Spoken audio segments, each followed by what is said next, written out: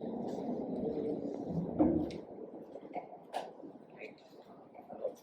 I audible? Yes. Good afternoon, everyone. I'll be talking on diagnostic errors. Those are my diagnostic errors, and you may find some cases uh, which I am discussing with you, and there might be differences of opinions about those cases also. But I have tried my best to come to the best possible diagnosis in those cases. And I have, whatever the mistakes I have committed, I have made in diagnosing those cases. I have discussed those mistakes and how I have rectified those mistakes. So all of us at this medicine is a science of uncertainty and art of probability. Making a correct diagnosis is a crucial step in the planning and execution of the patient care.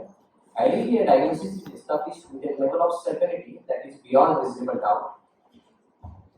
What is diagnostic error? Diagnostic error is nothing but diagnosis when it's completely missed or is wrong, or even a delayed diagnosis is also a diagnostic error.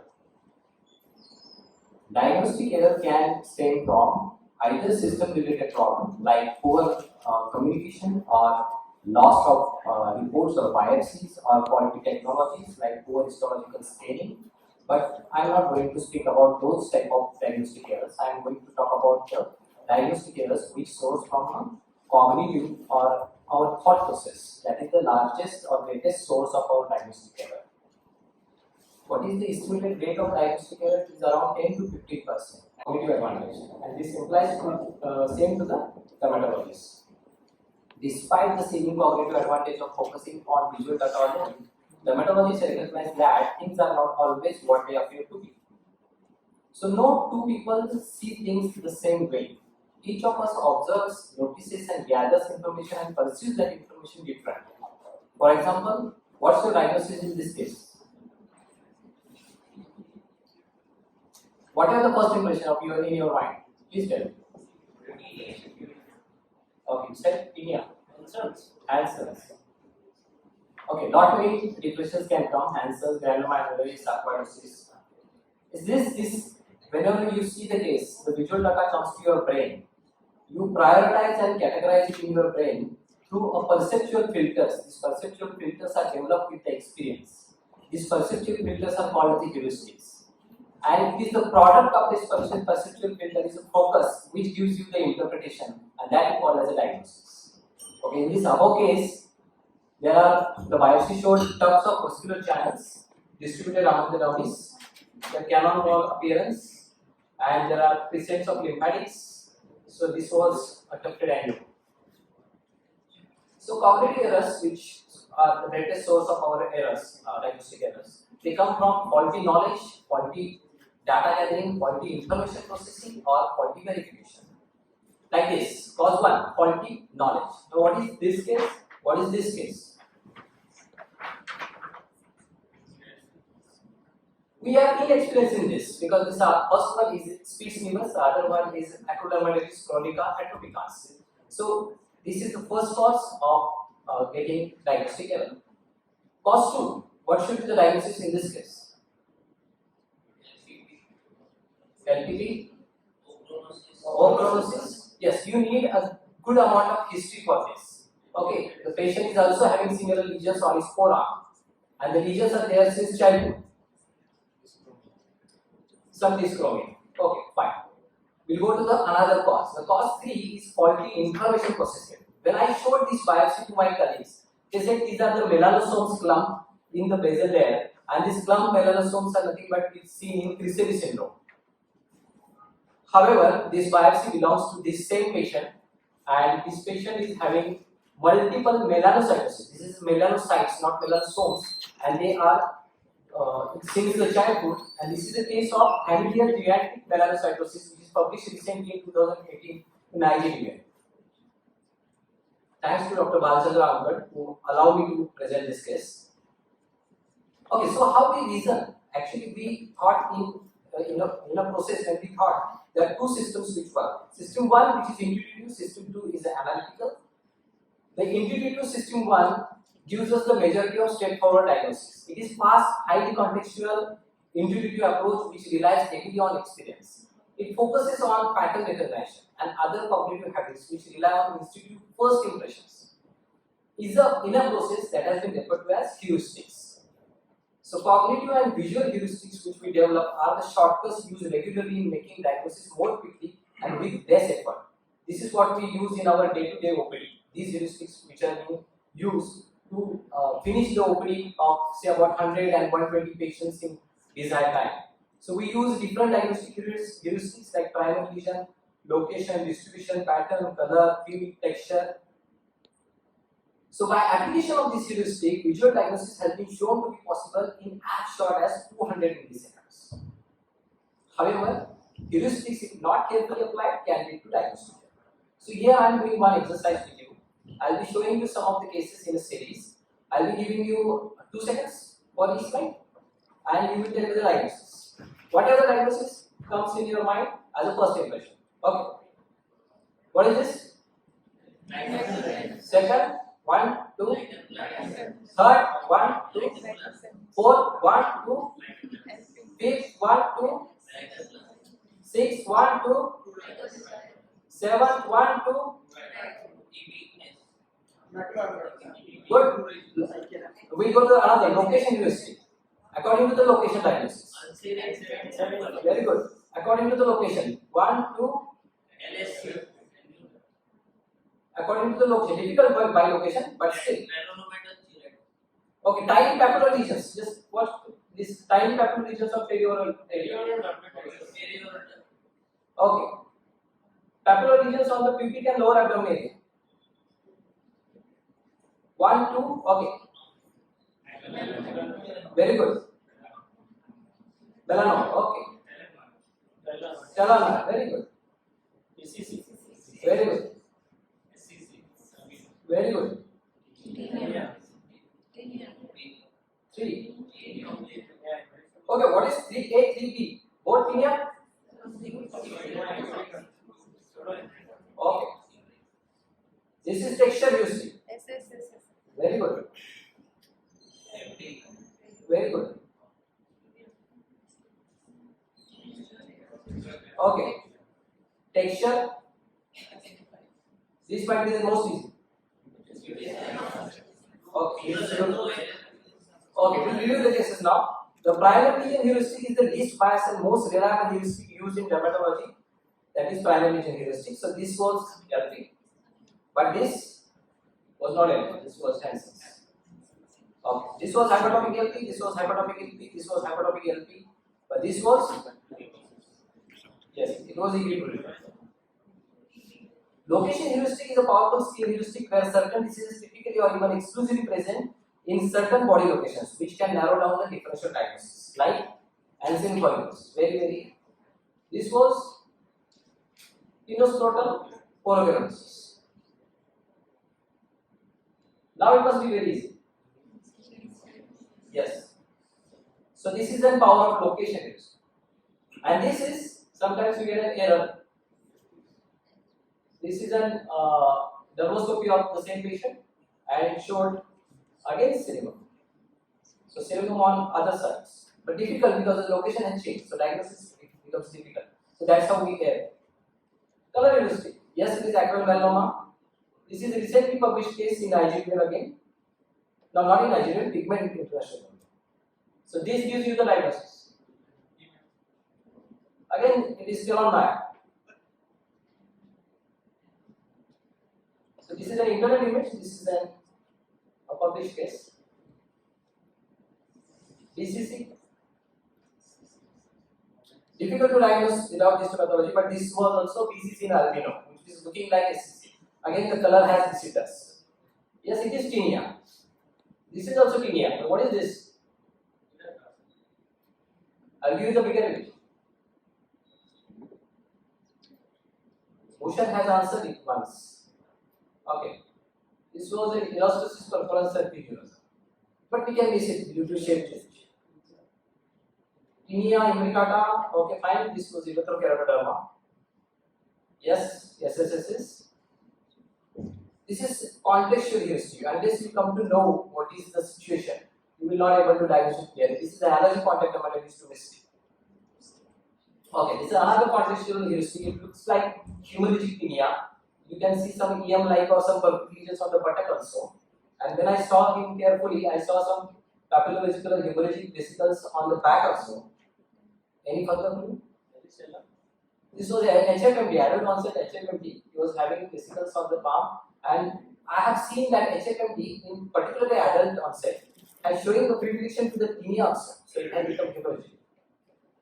This is difficult without biopsy, surely, but this is like pseudoxanthoma elasticum. This is perforating pseudoxanthoma elasticum. This is the histopathology of perforating pseudoxanthoma elasticum. What is the importance of this kind of location? This is an periumbilical, but then look at the texture of this particular plaque. And then recently we received a biopsy from diabetic collagen, and this was diagnosed as scrophulodderma. And now the biopsy was very superficial. So I advise them to go for a deeper biopsy, but it is showing the similar morphology like we see in perforating PXC now. So I'm thinking probably this is also a perforating PXC because its surrounding skin is little bit showing like pseudoxanthoma elasticum. So I advise for the deeper biopsy. So this is how we experience and make our perceptual filters in our brain, and this is how we diagnose and sometimes make a diagnostic errors. So this is the power of thinking without thinking. This is a book of Malcolm Gladwell, The Blink, which describes the analysis paralysis, where volumes of data can result in worse decisions than snap judgments on the basis of thin slicing, that is heuristic thinking. Actually, the heuristic thinking is in fact used as a rule. For example, in the use of dermatopathology for diagnosis. Once you put the slide, you see all the features of psoriasis, yes, it is psoriasis. But you think more, sometimes you may go some another diagnosis, like you start seeing different things. So heuristics makes not many errors. There are hundreds of heuristic errors, out of which 4 important errors I am going to discuss here. One is anchoring heuristic, availability heuristic, base rate regulator, and trading. So what is anchoring heuristic? Anchoring heuristic error is nothing but premature closure. It is failure to give any further differential diagnosis. It is tendency to rely heavily on the first information. When your diagnosis is made, the label sticks and your thinking stops. That is where you can make an anchoring heuristic. I will be giving one example. In 2016, I got this biopsy. Naturally, it was showing some. This is very badly processed biopsy, but still it was showing pseudoepidermolysis hyperplasia of epidermis, hyperplastic epidermis with a lichenoid granulomatous infiltrate. Some of the very ill-defined granuloma you can see in this link. So I labeled it. This is lupus vulgaris, and patient was started on AKD with almost 6-8 months. He has taken no relief. In 2017, this is the biopsy. This is very common anchoring heuristic, and second biopsy typically shows this copper base, and this is chromoblastomycosis. So this is like one example of anchoring heuristic. Another example for availability heuristic. What is availability heuristic? It is a one-track mind approach. It is saving the cognitive energy. What you need to do is make a judgment by the ease with which the examples come to your mind. Because of availability heuristic, most of the time you miss out the rare diagnosis. You miss out the rare diagnosis. I will give you one example. I got this slide from a patient who is having, they are suspecting probably this is a papular DA. I saw this is very frustrated lesion with some artificial cleft is there, and there is a lichenoid infiltrate of lymphocytes. I thought these are melanophages and it is not clear, but still I said the clinician is okay with DA, then it's probably custodial and ask them to go ahead for workup. These were the lesions, some of them were purpuric, they were in the scalp, they were totally asymptomatic. Patient was having fever on and off with non-itchy lesions. Some of the lesions are healing with like small papular DA and with pigmentation also. His AN was negative and everything was perfectly normal, CBC, and the only thing he was having anemia and fever was recurrent. He was treated with steroids with some relief, but again started getting similar steroids and hydroxychloroquine, and again started getting some purpuric type of lesions which healing with pigmentation. And then he developed mucosal erosive purpuric lesions. So I thought I should go for a repeat biopsy, and the repeat biopsy showed a neutrophilic dust at the top with exploration or disease without any vasculitis. Then it shows some histiocytal graft cells, which one we are looking like metamyelocytes. So I diagnosed histiocytal sweet syndrome, and asked to go for peripheral smear, and by that time his TLC has raised to 20,000. His peripheral smear started showing promyelocytes and metamyelocytes, and he was diagnosed later on as an acute myeloid leukemia, and he succumbed to that. So this is another availability history. Whatever the diagnosis comes in your mind, ease with which you can diagnose it. Yes, it is DA. It was actually an leukemia cutis. So the third mistake you make is best neglect diagnosis. What is this? This is like when you hear hoofbeats, think of horses and not zebra. Common first. Always think about common thing first. This is like ignoring statistical information to make a judgment in favor of information. I'll give you the example. This is a bigger example. One 14-year-old boy who was on anti-cox treatment since 30 days for query tuberculosis meningitis or tuberculosis, was also diagnosed having query TB osteomyelitis of grade 2, and he came to Department of Skin with this ulcer on his right flank. Before coming to the dermatology, he was actually admitted to the pediatric department for tuberculosis breathlessness. He was having multiple trailing sinuses all over his left foot toe and was having headache, signs of meningitis. But there were no history of chronic oral corticosteroids or any immunosuppression, and he received multiple antibiotics. He has been extensively investigated. Most of the investigations were normal, except he was having a raised ESR. His histopathology from his foot sinuses was showing acute on chronic inflammation. His CSF was showing bacterial meningitis. His MRI was showing again meningitis, and foot X-ray, foot MRI was showing lytic lesion, that is chronic osteomyelitis. But X-ray, there was no consolidation, so even the sputum was negative. Despite of not having any evidence of tuberculosis, patient was started on anti-cox treatment by the pediatric.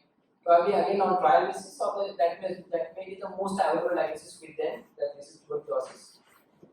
And patient came to the dermatology department. Then he was biopsied for that particular ulcer, and the biopsy showed intracytoplasmic organisms. The biopsy was taken only from that right flank. So my thought process, intracytoplasmic organism, this is the list of intracytoplasmic organisms which we see regularly. I think it must be leishmaniasis. Okay, fine. Then I started looking into on the 100x. I see some of the round intracytoplasmic organisms which are rich. This is not very clear, but I'll show you the clear thing. And then I could see kinetoplast, I could see nucleus and the small flagellum, the whole pathology of mastoid also. And then I clearly this must be a leishmanial sore, so you just treat it with the topical ketoconazole and started showing good healing also. So I was happy. So first mistake I made is basal neglect, thought of zebra. As per study, leishmaniasis was not possible in the non-endemic area like Kara. Then it is not getting correlated with any of the other body features. Still I thought of leishmaniasis. Second mistake I made is I anchored it and left it. I have not done any special study, and I have not tried to prove that this is leishmaniasis. I have not tried to confirm by any other way. Third mistake I did, I faulty verified it with the treatment. I started treatment and responding, so I left the job. But then after 2 months, he came back with the same ulcer which recurred on his flank, but this time his toe lesions also worsened, showing granulation tissue. Then he developed subcutaneous nodule on his left cheek and back also, so we biopsied from all other sides. Now this time it shows that intracytoplasmic organisms are actually the spores, they are round spores. And then we come to the diagnosis that this is cryptococcus. This is granulomatous cryptococcus. I have seen a lot of gelatinous cryptococcus. I have not seen a great so many of organisms in a granulomatous cryptococcus. So I wondered this must be a cryptococcus. And so I ordered for station stain, which was fast stain, which comes positive, then GMS stain, this also showed cryptococcus. Then we investigated his HIV was negative, sputum stain for the KOH examination showed fungal element. Sputum was sent for culture, there was a growth of yeast, but my microbiology department was not able to confirm the cryptococcus in their lab. Cryptococcal antigen test was done, that was also positive. So now this becomes a disseminated cryptococcosis. Whole of his lung, he was not having TB, his meningitis was also related to cryptococcosis, his osteomyelitis is also related to cryptococcosis. Now this becomes a disseminated cryptococcosis. So we started a patient on amphotericin D, which he received only for 14 days, but mostly he received fluconazole 150 milligram daily for almost 1 year, and in 6 months time he started showing good healing, and this is after 1 year. He's still with us. Even he showed the radiological improvement also. His X-ray shows good improvement. Even his osteomyelitis is also showing good improvement. So that means it was a error initially diagnosed as leishmaniasis now. So it's a base rate neglecting the most common things, and we are going more towards the zebra vein. So further investigation also shows he is having low CD4 as well as low CD8 count, but low CD4 count is there. So we are suspecting that probably this case is idiopathic CD4 lymphocytopenia with disseminated cryptognosis. Coming to the framing heuristic, that is last framing heuristic error, which occurs when the context in which the patient is seen affect your diagnosis. And framing to some extent impacts all of the medical diagnosis, not just our medical diagnosis, dermatological diagnosis. Look at this fellow. He was a 70-year-old male and he was having multiple scaly erythematous patches all over the face, neck, back, trunk, even on the lower legs. He was already carrying a report of pemphigus foliaceus with him, and he was steroid dependent, received a lot of steroids. So, it was a report to our institute. So, this was he was having that pemphigus foliaceus report. So, we sent an immunofluorescence to confirm because we want to treat this patient with rituximab. So, his react came positive. By the time we started the patient of microbreak mobility and hydroxychloroquine, to which he started showing response. Addition of rituximab further shows good clearance, and we discharged him. In a 7 days time, he came back with intense itching, fever with erythematous plaques and pustules, this time on the lower leg more. And this type of presentation came. Now, with this lack of pus on his lower legs, we started thinking whether this is pustular psoriasis. Now, the context had changed. So, we repeated the biopsy, all investigations were repeated. Now, his investigation showed high level of uric acid, again, it favors pustular psoriasis. Then, his biopsy typically showed neutrophil abscesses in the stratum corneum, but there was no acantholysis. So we thought probably we are missing out something. This is, although his DI is positive, he is developing pustular psoriasis. We stopped micropropathy, and this exacerbation to the pustular psoriasis we suspected probably secondary to hydroxychloroquine also. So we stopped that also, started on acidity, showed very good improvement. But only few of his back lesions and chest lesions, which were the initially present, were not improving. So we repeated the biopsy from that side. And now that side is showing few of the acantholytic cells down here. Can you appreciate acantholytic cells? Oblong acantholytic cells, just here. The rest of the features are again like maybe pustular psoriasis. Neutrophilic microbes are still present on the stratum corneum. So we thought this is an pemphigus foliaceus proved by DI histopathology and response to hydroxychloroquine, while pustular psoriasis by clinical picture histopathology and response to acidity. So my diagnosis here was overlap of pemphigus foliaceus with pustular psoriasis. We just added methotrexate in this case, and he showed very good improvement. He is still with us, and following with us. And recently we found another reverse scenario. This patient was diagnosed again as a psoriasis. At Mumbai, she received a lot of drugs, including methotrexate and apremilast. Apremilast she didn't respond. Methotrexate she developed some hepatic function derangement, so they stopped. So she was on cyclosporine, very low dose, 150 milligram was there when she was admitted with us. So we increased the dose to 300 milligram daily, and in a 4 weeks time she responded. But then my resident called me. She said that she has come for the follow-up and her back lesion are again showing like pemphigus foliaceus. Should we biopsy? I said okay, go for biopsy. Send DI also. So then again this biopsy is showing this type of oblong acantholytic, some dyskeratotic and acantholytic type of cells. Rest of the features are okay and consistent with psoriasis, but most of the time this type of acantholytic cells is probably related to foliaceus. And just recently this report has come of DI, and it showed IgG3 in upper epidermis, and these features are diagnostic of pemphigus foliaceus. So search for the pemphigus foliaceus and psoriasis together. There are few cases published in the literature. So they publish in a different name, like pemphigus foliaceus overlapping psoriasis, pemphigus foliaceus with pustular presentation, or psoriasiform pemphigus foliaceus. So this is like contextual errors can happen. Moving towards the last part of my presentation, that is system 2 thought. System 2 thought is not like intuitive thought. It is not heuristic thought. It is an analytical thought. It is by contrast approach which relies on deductive, logical, deliberate reasoning and effortful thought. System 2 is the only approach that may be used by novices because they do not have the knowledge base or an experience to use system 1. So in the process of being systemic, systematic and thorough, one can lose sight of significant but small factors that are pivotal to our decisions, leading to delayed diagnosis. So here is a case of delayed diagnosis. So this guy was a 24-year-old male. He was having this reddish brown plaque over his forehead since 6 months, and this plaque has extended to his eyebrows, which is called the visual blindness or tunnel vision. So what is that? In refrigerator blindness, your brain fails to perceive what is important. So whole of your critical information being lost in the sea of unfiltered visual input. While in tunnel vision, it is your ego comes in that. What you see is all there is type of thinking. Here the perceptual filter leads to focus exclusively on the limited objective or view. You will see only those things which you want to see. I'll give you the example of refrigerator blindness. Here, this case was diagnosed of pemphigus vulgaris in 2011 with histopathology, and he has received DCB pulses from 2011 to 2014, and in 2014 he was in oral cyclophosphamide 50 mg daily, and thereafter he was not on follow-up with us.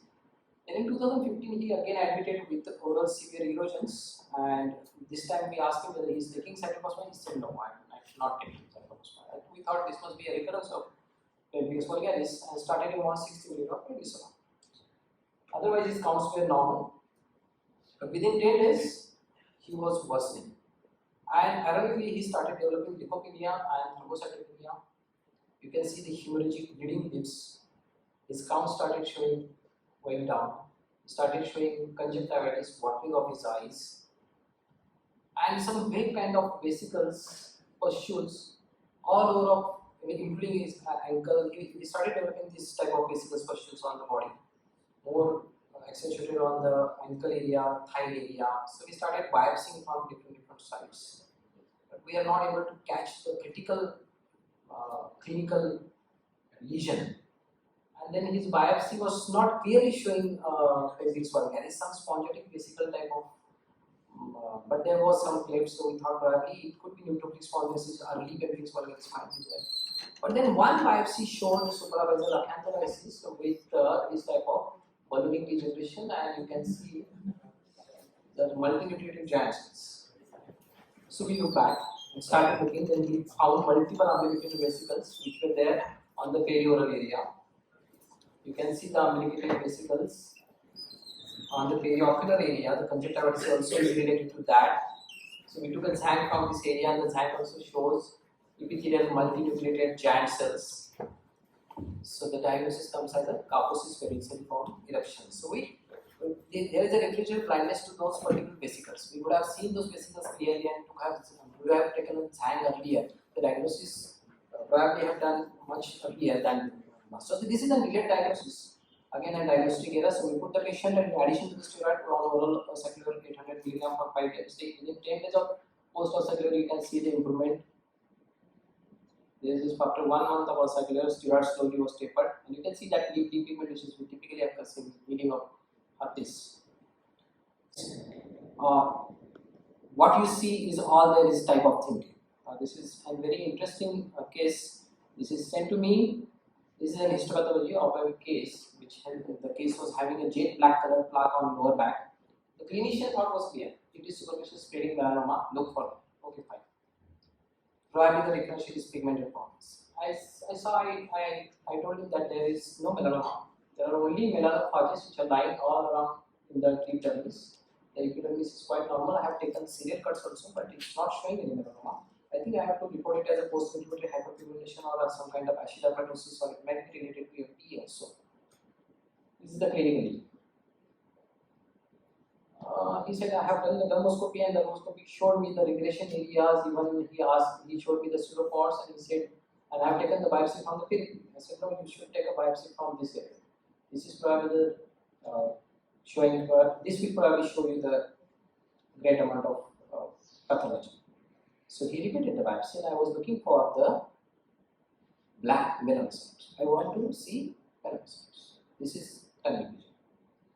And then I see some of the melanocytes are there, the melanocytic proliferation is there.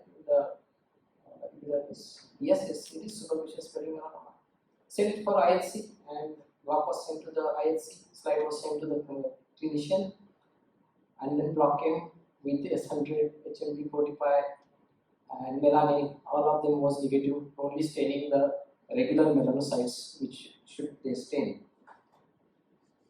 So I said, no, this is not superficial spreading melanoma. So he was thinking of pigmented bowel. So I asked the immunohistochemistry pathologist to run cytokine stain. They were also largely negative. So I thought I should get the block again. I get the block. I did the deeper cut. I removed my tunnel vision and look at the repeat cut. This is clear-cut basal cell carcinoma. This is clear-cut basal cell carcinoma. It's showing a basalite cell proliferation. Only thing there is a good amount of pigments. So this. Then I was not in the mood to take further more chances. So I asked them to go for epithelial antigen, immunohistochemistry. So that also came positive. And this case was diagnosed finally as superficial spreading basal cell carcinoma, which was heavily pigmented. And I asked him to treat with 5-fluorouracil and microneedling, and he is still doing that. And he shared these images recently. This is, I think, 15 days back. And he shared this image with me, and the patient is responding very well. So this is how the tunnel vision. You are focused on only mind biased. You may make multiple errors.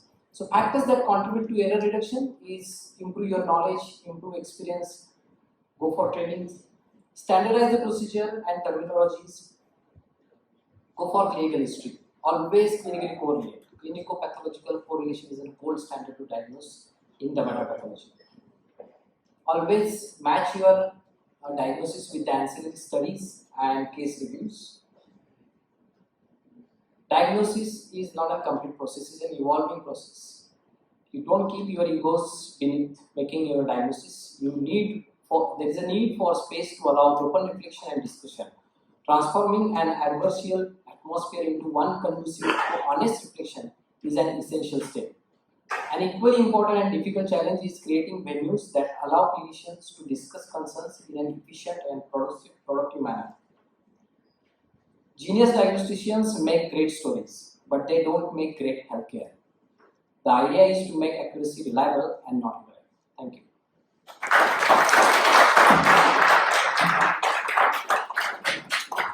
Thank you, sir, for the enlightening talk. Yes, sir, I finished in 30 minutes.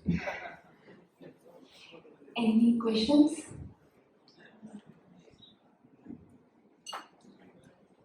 Yes, there are no questions.